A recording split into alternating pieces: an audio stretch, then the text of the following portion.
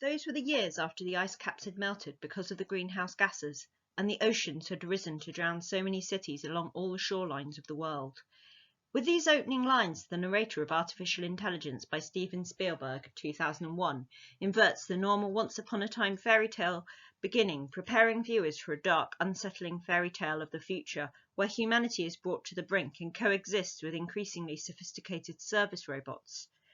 This genre-bending film mixes fairy tale with science fiction, posing questions about the nature of humanity and its relationship with the natural and supernatural. It is a twisted fairy tale with features of Pinocchio that become skewed and disturbing. The robotic boy David is programmed to experience human emotions and, like Pinocchio, holds a quasi-religious faith in the blue fairy's ability to make him human. This paper examines how fairy tale and the blue fairy is used symbolically throughout the film to explore human nature and belief systems during an era of high technology combined with climate breakdown. Whilst the blue fairy at core represents traditional belief and old-fashioned childhood fairy tales, she appears in an array of technological forms, such as the virtual image in the Dr. No booth and the holograph generated by the future mecha.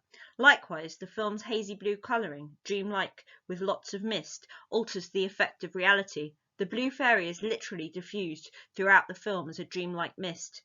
The blue fairy, modelled on a kindly mother, becomes connected to the divine feminine and the religious figure of Our Lady of the Immaculate Heart. Her symbolism is diffused throughout the film, ever present, yet never fully manifesting, but nevertheless providing hope. By confronting audiences with a distorted vision of our own future, where even lion fountains cry floodwater amongst the Manhattan skyscrapers, the film examines our deepest human fears, beliefs, and hopes at the end of the world. Based upon Carlo Collodi's fairy tale Pinocchio from 1883 and Brian Aldiss's Super Toys Last All Summer Long, first published in Harper's Bazaar in 1969, Professor Hobby programs Robot Boy David as an image of his own dead son, a loving child within an idealized American family and an overpopulated dystopian future. This surrogate robotic child is given a trial to Monica and Henry, a Cybertronics employee whose critically ill son Martin is kept in cryogenic suspension. When Martin recovers and the family relations become strained, Monica abandons David like a changeling into a cruel world, vulnerable to robot-destroying flesh fairs. Inspired by unconditional love for Monica, his mummy, and a deep belief in the fairy tale Pinocchio, David goes on a quest to find the blue fairy who will make him a real boy. His wish is only ostensibly filled when he gets refound by some alien-like mecha 2,000 years later, trapped in an amphibicopter in the sunken Coney Island amusement park near a blue fairy statue after all humanity has perished. James Nairmore highlights that the lineal relationship between Collodi, Disney and Spielberg. The film is fully conscious of the fairy tale landscape it has inherited, referencing darker elements from Collodi as inherited through the legacy of Disney's film. AI is the next retelling, the future of Pinocchio. David's faith in the blue fairy. His belief in the fairy tale demonstrates his humanity beyond the capacity of other robots. Hobby describes him as a mecha with a mind, with a kind of subconscious never before achieved, an inner world of metaphor and intuition, self-motivated reasoning, or dreams. Hobby is amazed when David is drawn back to the Cybertronic headquarters after following the fairy tale riddle from Dr. No's booth, citing W.B. Yeats's poem, The Stolen Child, about a child captured by the fairies. The riddle sits liminally in Dr. No's taxonomy created by merging flat fact with fairy tale categories. Hobby states, until you were born, robots didn't dream. Hobby describes the blue fairy as part of the great human flaw, to wish for things that don't exist, the ability to chase down our dreams. Hobby sees David as a programmed human, displaying faith and belief. Joe has previously stated that only Augur could believe in the supernatural. What if the blue fairy isn't real at all, David? What if she is magic? The supernatural is the hidden web that unites the universe. Only Augur believe what cannot be seen or measured. It is that oddness that separates our species. What if the blue fairy is an electronic parasite that has arisen to haunt the minds of artificial intelligence? Joe is scared that the blue fairy might be some kind of programming error or virus causing David to repetitively fixate on the blue fairy. This commentary hints that belief in the supernatural might also be a glitch that is unique to humans. Daniel Dinello sees David's belief in the blue fairy as a self-destructive programming glitch, yet parallels with religion in the film show that this belief is, in fact, a human feature of the robot boy to hope and dream without reasonable justification when all appears lost. Like humans, David never gives up the hope in the blue fairy. Despite moments of lapse in faith, he always returns.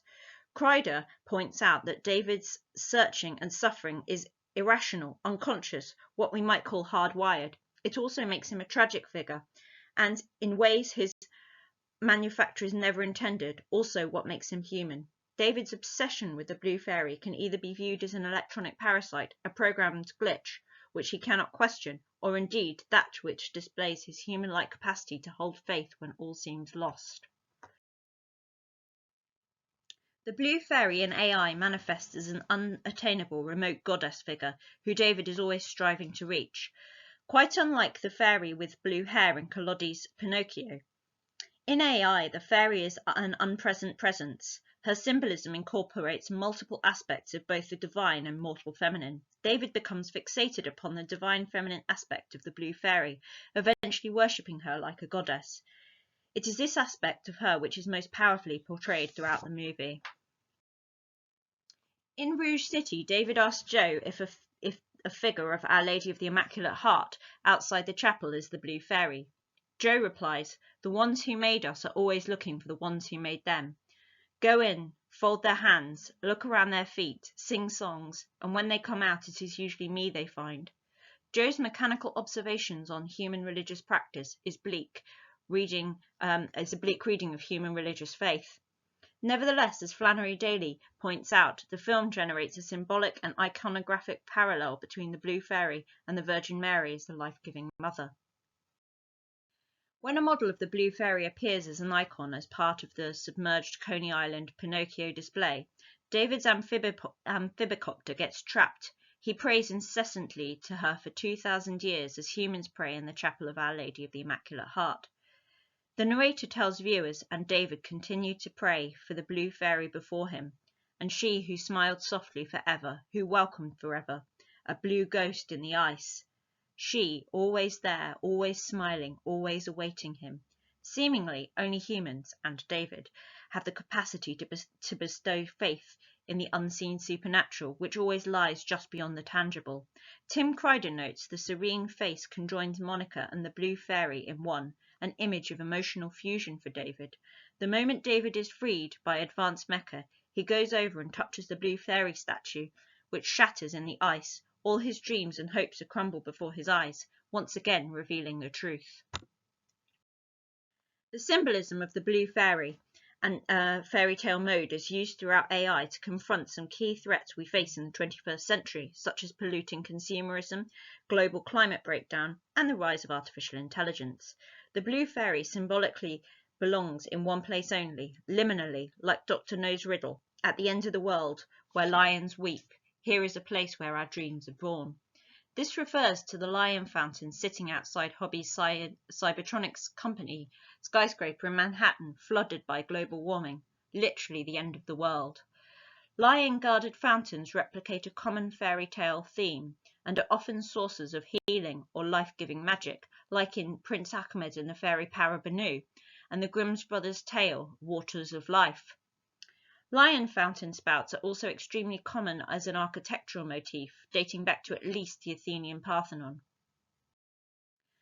Rather than representing the magical life-giving fairy fountains, Hobby's lions are weeping, seemingly mourning the destruction of the planet. They are crying and spewing water out of their mouths. David becomes literally submerged in the tears from the lion fountain. Perhaps these lions form a pumping system for the Cybertronics building, fighting nature to stop the water overwhelming the building.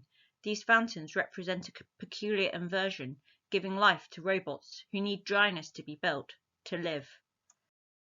However, old, unwanted, obsolete robots, consumerist products, are ultimately destined to be captured for the flesh fair, like Collodi's marionette circus.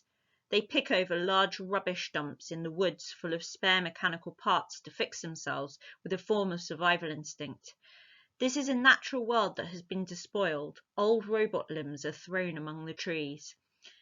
In the world of Joe, they have been made too fast, too quick, too many, and they must suffer for humanity's mistakes. Thomas Morrissey points out that there are no decent human characters in the film. They wreck the earth and exploit and torture and kill the robots they create. AI is portrayed as an inverted fairy tale, with a narrator at the beginning and end, but it is a warped and twisted fairy tale. Pellier points out that this narration generates an aura of fairy tale and myth, but instead depicts a dark and nihilistic world, a futuristic dystopia in which the human species has destroyed itself through global warming. Rather than narrating the familiar once upon a time trope, this is a once upon a future, a disturbing future. The narrator tells of near-apocalyptic destruction. Once David has spent 2,000 years sitting in the amphibicopter praying to the blue fairy statue, the human world has vanished beneath the ice, extinct to the beings they had created. Now a new race of super robots are left as inhabitants of the earth. They resemble the translucent metallic aliens of popular culture. Mecha, who do not require food, survive in the hostile world despoiled by global warming, are all that is left as a haunting remnant of humanity. These future mecha accept David as he is of deep value to them. As Dinello notes, studied is the link to an extinct human species that the future humanoids strangely admire. They are fascinated by the flawed race that came before them, who destroyed the planet. Just as humans look to God as their creator, these futuristic mecha are seeking the humans that first created artificial intelligence. These mecha provide David with fulfillment. Using his memories, they simulate the blue fairy, and in this form they grant David's wish and reconstruct his ideal reality. It is a sad simulacrum of the dead human world that was destroyed by human greed. Robots, like fairies, never die, so time has a different meaning. It is warped and compressed as a time-lapse. The blue fairy holograph announces the cliched phrase, "Your wish is my command." Finally, the fairy, who was always out of grasp, yet calling, materializes. Throughout the film, which is framed as a fairy tale quest, the notable missing stock character was the blue fairy to support and aid David.